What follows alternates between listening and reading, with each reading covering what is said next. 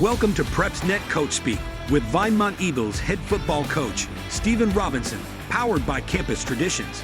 Here's your host, Aubrey Johnson. Welcome in, Coach.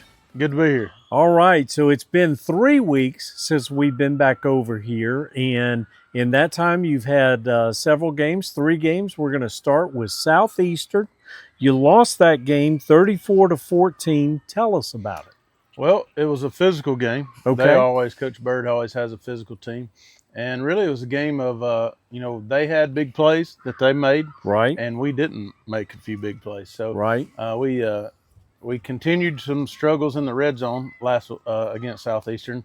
I think over our first 2.5 games, we were in the red zone 11 times and came away with nothing. Wow. So that combined with a few mistakes on offense and big plays on defense is kind of what cost us that. Okay. But it was really closer game than the score looked like. Right. At the end, they made a couple of big plays at the end to kind of put us away. So Okay. but we still had a few of the same mistakes that we had against Falkville.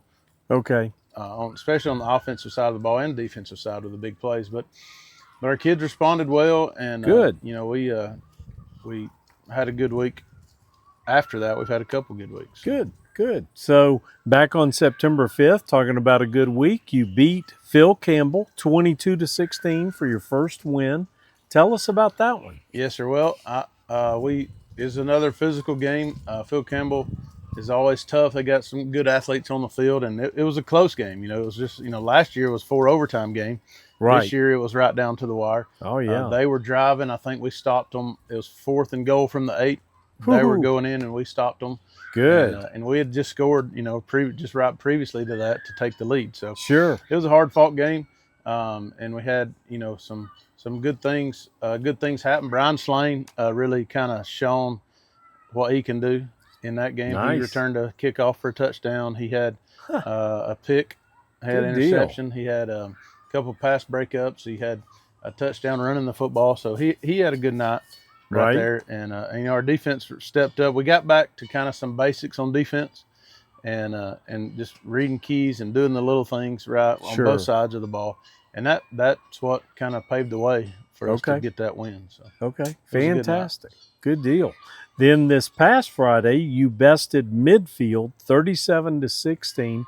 How did that game go?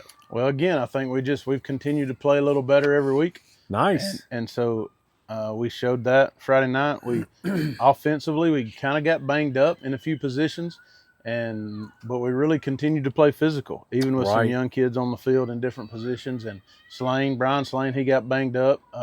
And so we put another, a kid that we've kind of been looking at running back, but he never really has got his shot until Right. the other night. And he ended up going, he kind of, went off. He had 8 carries for, I think, 147 yards and a touchdown, Wow. and had a really good night. And he's a senior, Dalton Yeah. Bryan. He had a really good night. And it was all set up by our O-line. We had some plays where we really just kind of blocked it the way you want to, Sure. and just kind of worked out the way you draw it up on paper, which Right. don't always work like that, Yeah. that. But we had a good night. Defensively, had the best night we've had. Midfield has athletes. They have a ton of athletes, man. Great coach, and he's a really good guy. Really, man, that program's just real classy. They come up, and it's just a good, hard-fought game between 2 schools. And Right. but they have some kids that can really move, can really go, can really run. And I felt like our defense did a great job of gang tackling all night long. Coach Good. Pace had a great game plan, and the defense kind of paved the way, and the offense just kind of kept pushing and kept pushing and kept Okay. pushing. So All right. So obviously you've had some success the last few weeks. Tell us about some of the players. Let's start with the offensive side who have stood out to you. well, the last couple of weeks, really even in Southeastern, we had Colby Stewart kind of stood out to us. Okay. And he's a young sophomore that's kind of got forced into a role on the O-line because of injuries. Right. And now he's kind of become a mainstay. He's kind of Oh, wow. he's done well enough job to where, he's going to be there for a while probably. Nice. So he did a really good job. And then we had Slane the next week.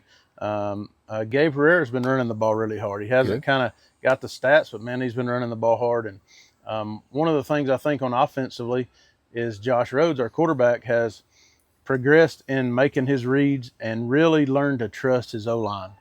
and learn to Good trust deal. those guys when he's making the read. Yeah. So he's kind of just leaning on the team, and that's what we want. And then of course last week Dalton Bryan had a good week offensively. So, but our O-line, Levi Birch and Roman Romero, there's some guys up front that's had some really good weeks. Good. Caleb Spiegel, he tweaked his MCL a little bit 2 weeks ago, but man, he was playing his best game of the year before he got injured. But we hope to get him back fairly soon as well. So how about on defensive side? Defensively, really, Brandon Johnson has kind of led the way. Right. Him and Tucker Robinson, they've kind of led the way. One of those weeks, Chase Blair had, I think, 13 tackles one week. I can't remember if it was Phil Campbell or Southeastern, but he's stepped up there. First-year starter on the defensive side. Nice. Even though he's a senior, he's never played that position a whole lot till recently, and he's really good for him. Really came on strong. And of course, Brian Slane had a pick.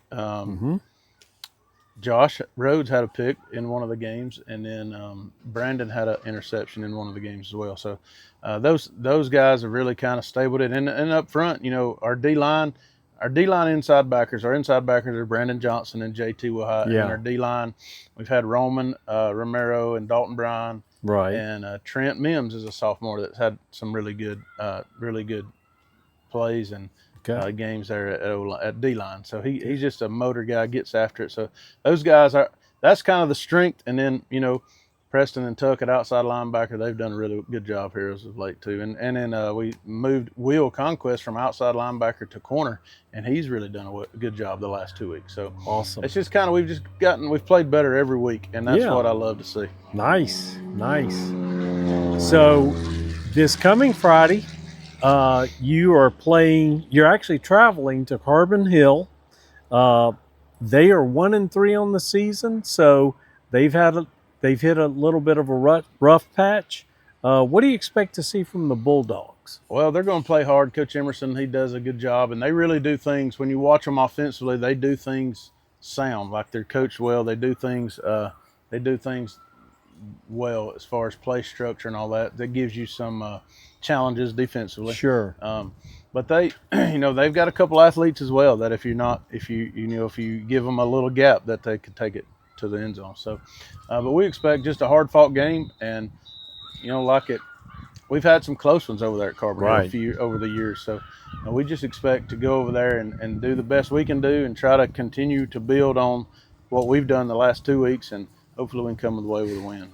All right, good deal. So, Coach, that's our show. We appreciate your time. Yes, sir. And as always, we appreciate yours. Join us again for another Vinemont edition of Coach Speak.